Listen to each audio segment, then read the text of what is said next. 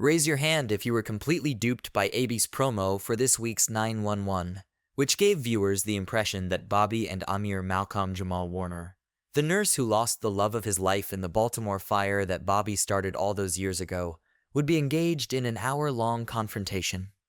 At fairness, there was a short confrontation at an unidentified deserted home. And Amir did, in fact, briefly put a knife to Bobby's neck. However, after banding together to flee from a pack of vicious coyotes close to the southern border, the two became more of comrades than foes.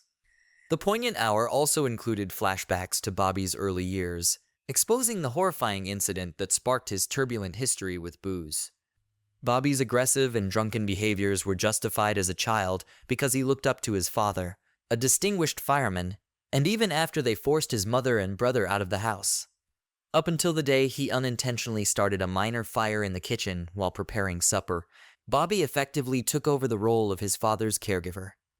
Bobby had to use 911 to put out the fire since his father was unconscious from alcohol, which infuriated him even more. Bobby retreated to his bedroom and turned up the Walkman to block out his father's words. Unfortunately, Bobby was not there to see his father's unfortunate tumble into the living room, where he bled dead on the floor after hitting his head on the coffee table.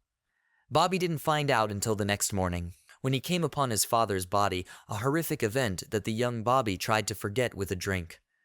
And aplenty more after that. More lightheartedly, was it a relief for everyone that the Grant home was once again occupied? We were pleasantly surprised to see Harry return a few weeks ago, even if he was playing a new role, and we had no idea that May would appear this season. We'd have a real family reunion if we could only get Michael and David to take a trip back. Did you find yourself gripped from start to finish by this week's Bobby-centric hour?